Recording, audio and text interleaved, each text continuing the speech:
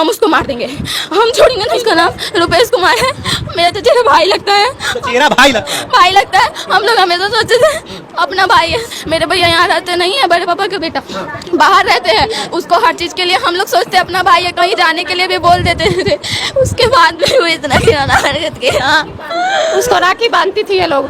जब 2 साल से उसका हरकत देखा गया तब से ये लोग राखी बांधना छोड़ दी। उसको जेल नहीं करवाना है, वो जेल जाएगा फिर से छूट जाएगा। घर में आके मेरी बहन है, मेरी बहन है करता था। कम से कम राखी का लाज ही रखना चाहिए। हम उसको 2 साल से राखी नहीं बांधते, उसके वजह से हम किसी भाई को राखी नहीं बांधते हैं। सब बहन को उल्टा सीधा बात बोलता था। हम लोग सब सोचते थे भाई है, जांच रहा होगा कि मेरी बहन कैसी है नहीं है। जाते जाते दीदी को मार डाला। मुझे तो बेटी थी, मुझे बेटा नहीं था। दोस्तों, बिहार के वैशाली में एक ऐसी घटना सामने आई है जो आपको मर्माहत कर देगा। ये घर जो हमारे सामने देख रहे हैं, ये संजना नाम की लड़की का घर है, जो कि अपने घर से महज कुछ किलोमीटर की दूरी पर स्थित कॉलेज जाती है। और कॉलेज से वो लड़की अचानक से गायब हो जाती है। पूरे परिवार वाले परेशान होते हैं, खोजते हैं, लेकिन लड़की का कोई अता पता नहीं चलता है। 1.5 महीना बीत जाता है। उसके बाद खेत में दफनी हुई लाश जो है उस लड़की की मिलती है। 15 दिनों तक परिवार वाले जो है वो परेशान होते हैं। भगवानपुर थाना बगल में है जहाँ पे लड़की कॉलेज जाती है, और भगवानपुर थाना है, और जिस थाने में घर आता है वो गुरौल थाना है। तो गुरौल थाना कहता है कि भगवानपुर थाने में जाइए, और भगवानपुर थाना कहता है कि गुरौल थाने में जाइए। इस थाने के चक्कर में जो है 15 दिनों तक परिवार भटकता रहता है। और वही परिवार के घर पहुंचे हैं। ये बहन है, इधर आ बाबू, क्या नाम है? क्या नाम है? सालू भारती। क्या हुआ है आपकी बहन के साथ? मेरी बहन 27 तारीख को कॉलेज गई थी एडमिट कार्ड लाने, वहाँ से वापस नहीं आई। मेरी मम्मी गई थाना में, गोरौल थाना। मैं पहले भगवानपुर थाना गई। भगवानपुर थाना वाला बोला कि गोरौल थाना चाहिए, आपका गोरौल प्रखंड पड़ता है।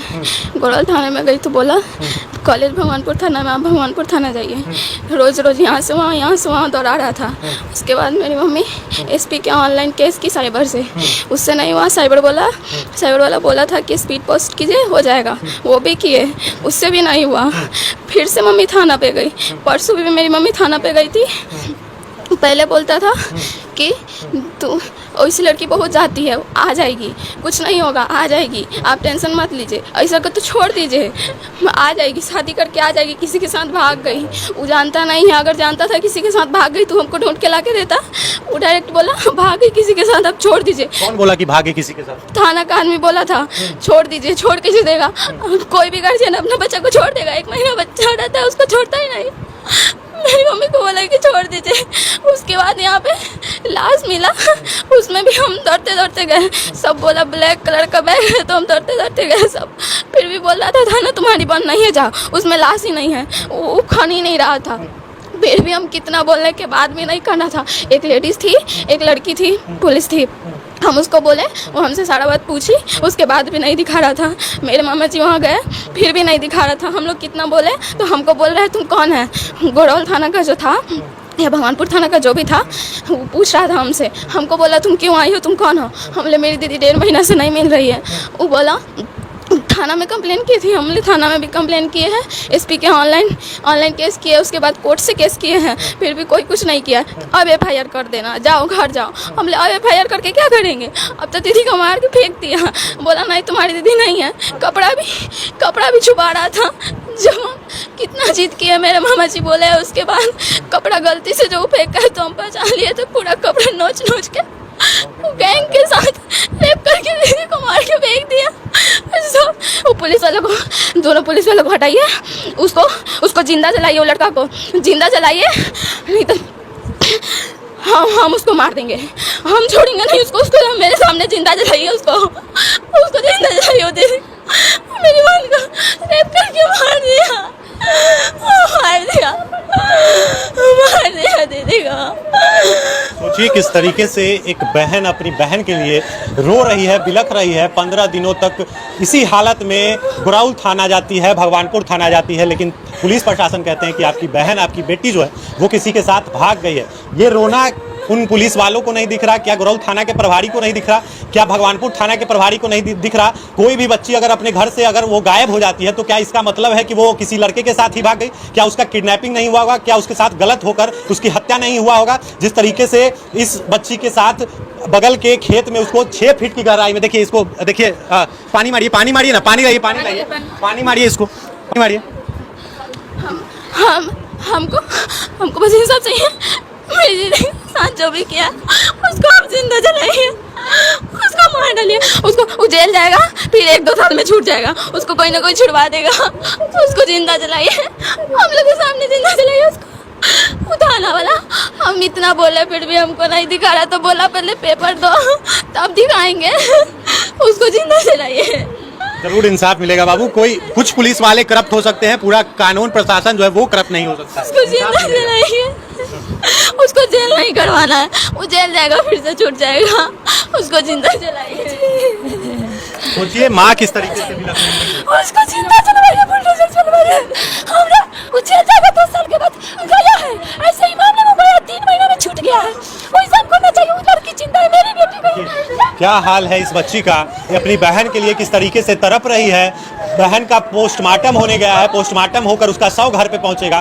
क्या हाल है यहाँ का, क्या नज़ारा है वो आप देख सकते हैं, किस तरीके का माहौल है, इतना गमगीन है। पूरा परिवार वाला, पूरा गांव समाज का जो भी अच्छे लोग हैं वो रो रहे हैं, और कुछ ऐसे भी लोग हैं जो इस घटना को अंजाम दिए हैं। क्या नाम है उस लड़के का जिसके बारे में बोल रही हैं? उसका नाम रुपेश कुमार है, मेरा चचेरा भाई लगता है। चचेरा भाई लगता है? भाई लगता है। हम लोग हमेशा सोचते थे अपना भाई है।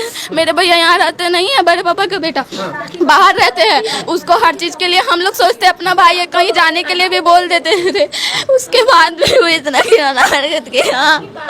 क्या कह रही है? उसको राखी बांधती थी ये लोग, जब 2 साल से उसका हरकत देखा गया तब से ये लोग राखी बांधना छोड़ दी। वो घर में आके मेरी बहन है करता था। कम से कम राखी का लाज ही रखना चाहिए। लोग कहता है कि भाई को राखी बांधने से बहन की रक्षा करता है, वो कैसा भाई है? ऐसे में किसी भाई पे कैसे लोग विश्वास करेगा बताइए। और ऊपर सबसे ज्यादा शर्म की बात यह है कि गोरौल थाने वाले वहाँ भेज रहे थे भगवानपुर, और भगवानपुर वाले भेज रहे थे गोरौल। 15 दिन तक इस तरह से उन लोगों ने पैसा लेके मैनेज किया हुआ था। सारी गलती प्रशासन की है। अगर प्रशासन शुरू से साथ देती तो आज मेरी बच्ची जिंदा होती।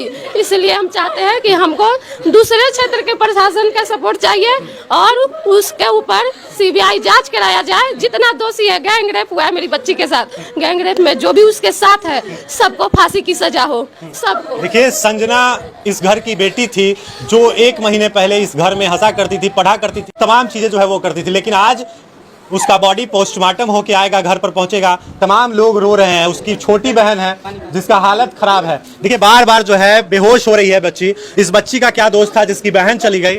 उसको आप जिंदा जलाइए, उसको फांसी नहीं देना है, उसको जिंदा जलाइए, हम लोग के सामने में जलाइए, उसको सामने में जलाइए, उसको सबके साथ मिलकर दीदी को रेप करके मार दिया, दीदी को मार दिया। सोचिए किस तरीके के दरिंदे हवशी लोग जो है समाज में रहते हैं। जो भाई राखी बांधा करता था इस बच्ची को, इसकी बहन जो संजना अभी मौजूद नहीं है यहाँ, जिसको 5-6 फीट गड्ढे में जो है गाड़ दिया गया, उसके साथ पहले क्या कुछ हुआ वो तो जांच का विषय है। हालांकि पूरा परिवार कह रहा है कि मेरी बहन के साथ, मेरी बेटी के साथ गैंग रेप किया गया, उसके बाद उसकी हत्या की गई, और उसके बाद 5-6 फीट गड्ढे के अंदर जो है उसको दफना दिया गया। लेकिन इल्जाम है, जाँच होगा। कैसे लग रहा है तुम्हारी बहन के साथ गैंग रेप हुआ ही होगा? कैसे कह सकती हो आप? उसका गैंग रेप हुआ है। वो परेशान करता था, वो अपनी दोस्त को बताई थी, लेकिन हम लोग को नहीं बताई। दोस्त को बताई थी, घर वालों को नहीं बताई। लेकिन उसकी दोस्त भी अभी नहीं बोल रही है, डर से नहीं बोल रही है। सब उसको जाके बोला है, अगर तुम बोलोगी तो तुम्हारा हस्बैंड तुमको छोड़ देगा, तुम्हारा एक छोटा सा बच्चा है, तुम्हारा बेटा तुमको छोड़ देगा, तो कहाँ जाएगी? सब मिलकर बचा रहा है उसको। वो लड़का जो है वो आपको राखी बांधा करता था? हम उसको 2 साल से राखी नहीं बांधते, उसके वजह से हम किसी भाई को राखी नहीं बांधते हैं। वो हमको बोला, वो बहुत कुछ बोला था, सबको बोला है, सब बहन को उल्टा सीधा बात बोलता था। हम लोग सोचते थे भाई है तो ऐसे बोल रहा होगा, देख रहा। पहले राखी बांधा करती, वही भाई इस तरीके की कुकृत्य यही सोचते थे कि जांच रहा होगा कि मेरी बहन कैसी है, नहीं है। जाते जाते दीदी को मार डाला। हमको बेटा नहीं है, 2 बेटी है, एक फाइनल ग्रेजुएशन में थी और एक फर्स्ट ईयर में है। मुझे 2 बेटी थी, मुझे बेटा नहीं था। देखिए, पूरा परिवार जो है गम के माहौल में, पूरा परिवार रो रहा है, बिलख रहा है। देख सकते हैं क्या मंजर है, आप इसको सोच सकते हैं, महसूस कर सकते हैं। जिस तरीके से थाना की लापरवाही 15 दिनों तक हुई, अगर थाना कार्रवाई करता 15 दिनों के भीतर ढूंढ लेता उस बच्ची को तो शायद बच जाती, क्योंकि तमाम लोग कह रहे हैं कि 15 दिन तक बच्ची थी, जीवित थी, 15 दिन से ज्यादा तक बच्ची जो है जीवित थी, उसके साथ गलत कुकृत्य किया गया, उसके बाद उसको जो है दफना दिया गया 5-6 फीट मिट्टी के भीतर।